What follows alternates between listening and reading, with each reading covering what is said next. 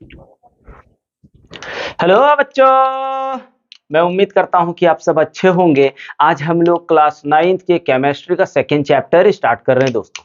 तो आज हम लोग स्टार्ट जो करने वाले हैं उस सेकेंड चैप्टर का नाम है, क्या हमारे आसपास के पदार्थ शुद्ध हैं। तो आइए शुरू करते हैं। बस साथ बने रहिए और वीडियो को अंत तक जरूर देखिएगा। तो चलिए दोस्तों, करते हैं शुरू। यहाँ पे सबसे पहले क्या है, क्या हमारे आसपास के पदार्थ शुद्ध है।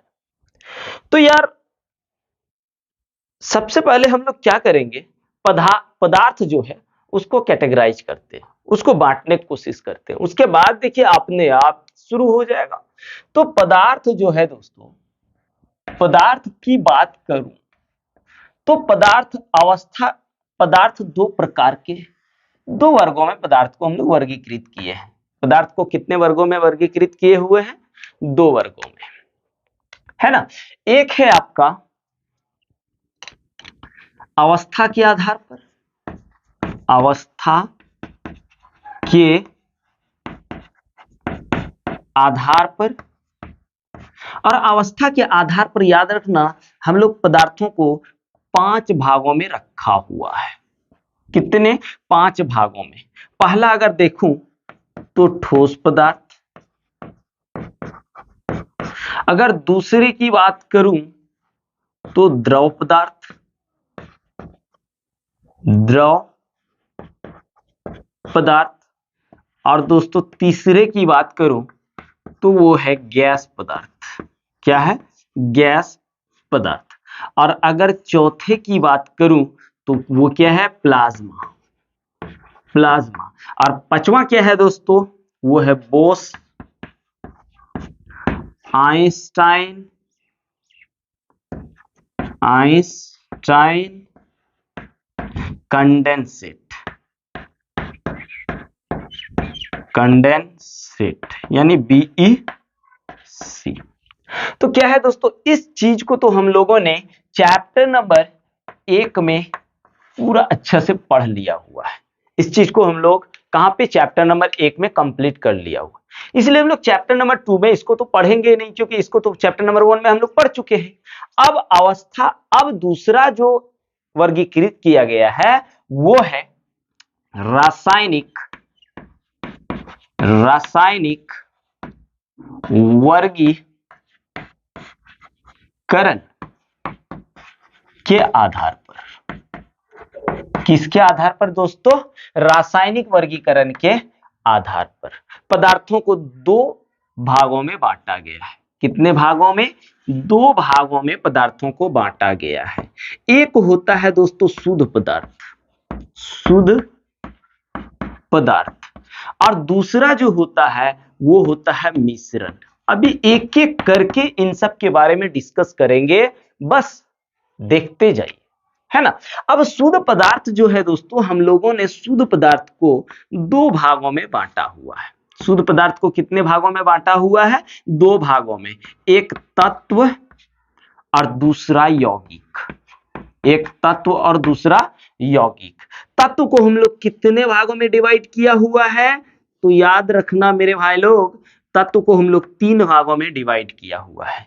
एक धातु, दूसरा अधातु,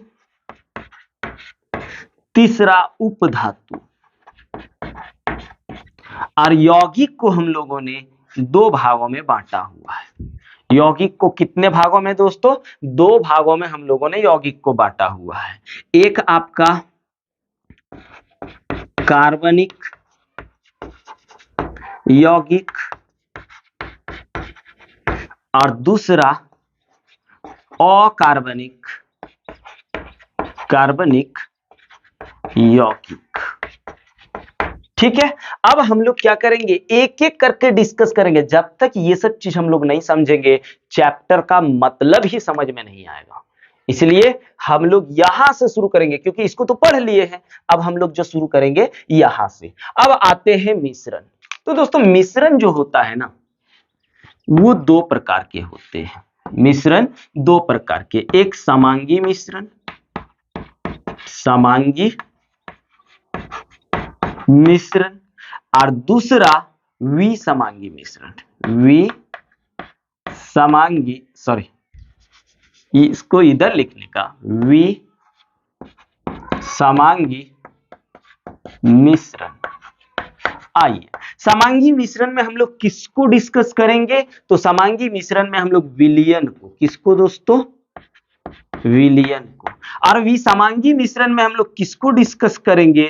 तो याद रखना, विसमांगी मिश्रण में भाई लोग हम लोग कोलाइड को डिस्कस करेंगे, कोलाइड को, और दूसरा निलंबन को, निलंबन को, है ना। दूसरा किसको हम लोग करने वाले हैं? निलंबन को। अब हम लोग एक एक करके, यानी इस चैप्टर में हम लोगों को इतना कुछ पढ़ना है, उसके बाद हम लोगों को कुछ ऐसे एलिमेंट्स मिला दिया जाएगा जिसको पृथक्कृत भी करना है।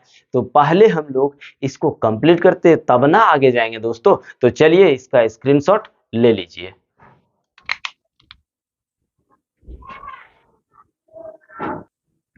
अब हम लोग क्या करेंगे?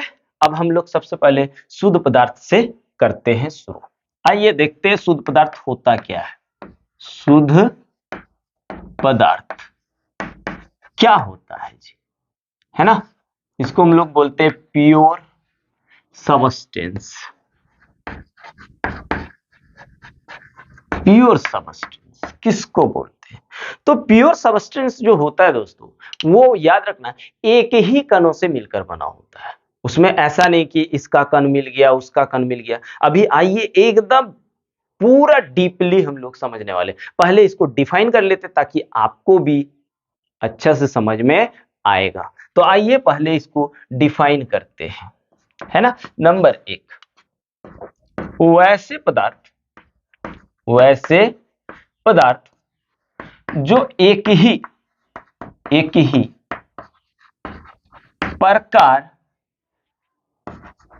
के कणों से मिलकर बना होता है।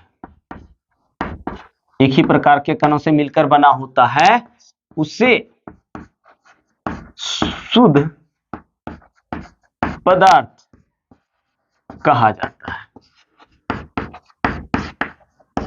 कहा जाता है। अब देखिए क्या कह रहे हैं, जो एक ही प्रकार के कणों से मिलकर बना होगा उसको हम लोग शुद्ध पदार्थ कहेंगे। इसका मतलब जो एक से अधिक कण से मिलकर बने होंगे, यानी दूसरा कण से मिलकर बने होंगे, तो वो शुद्ध पदार्थ नहीं होंगे। आइए दूसरी बात देख लेते हैं इसका, है ना दोस्तों। दूसरी बात देखिए, इसे भौतिक विधियों द्वारा अलग नहीं किया जा सकता है, नहीं किया जा सकता है। ठीक है दोस्तों, इसको क्या हम लोग भौतिक विधि द्वारा अलग नहीं कर सकते हैं, है ना। अब तीसरी बात ध्यान दीजिएगा कि शुद्ध पदार्थ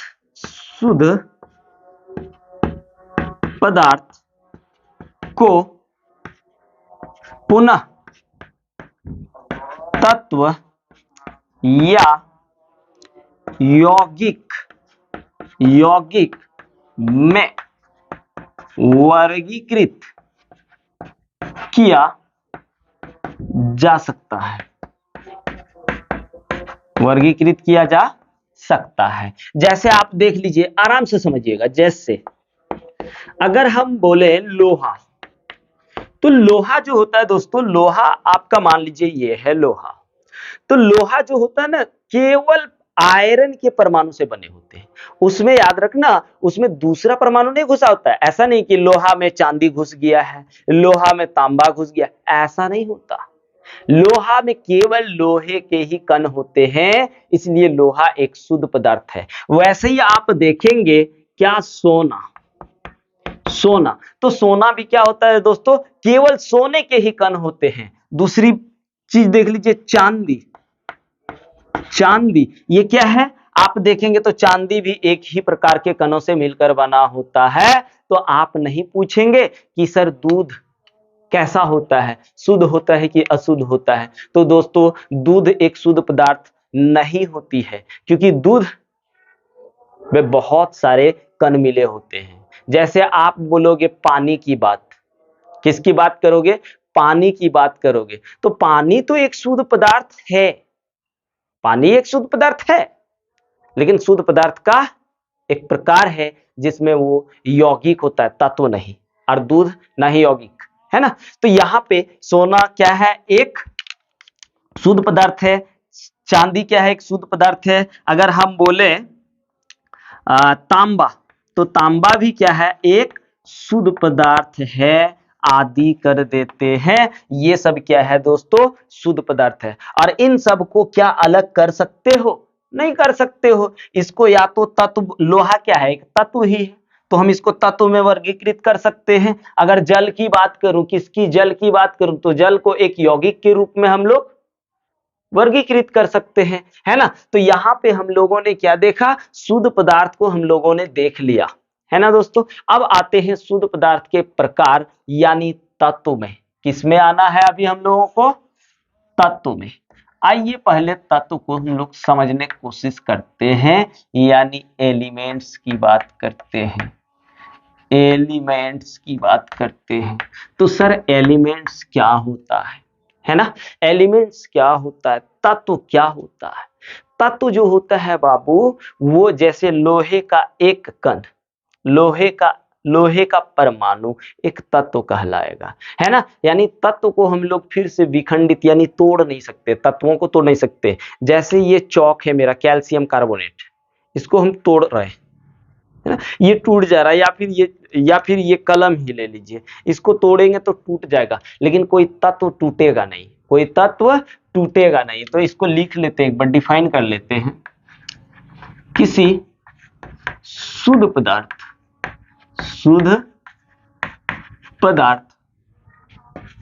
का वह सरलतम रूप जिसे भौतिक एवं रासायनिक विधियों द्वारा विखंडित का मतलब होता है तोड़ना, विखंडित नहीं किया जा सकता है, नहीं किया जा सकता है, और न ही किसी सरल पदार्थों से बनाया जा सकता है,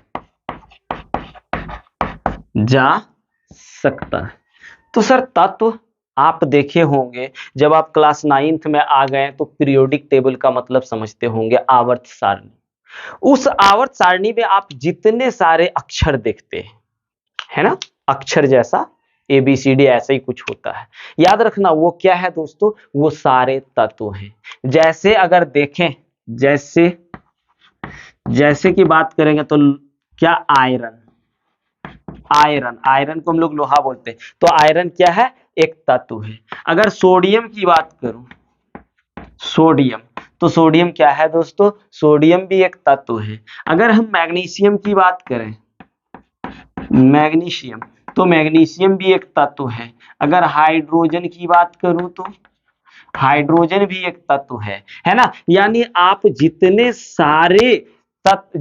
सारे पीरियोडिक टेबल में अक्षर ठो देख रहे हैं, सूत्र ठो देख रहे हैं, वो सब क्या है? वो सब एक तत्व है ना दोस्तों। तो यहाँ पे हम लोगों ने तत्व को भी कंप्लीट कर लिया। अब हम लोग आगे देखते हैं तत्व के प्रकार को, और एक एक करके समझते जाते हैं। तब तक चलिए इसका स्क्रीनशॉट ले लीजिए।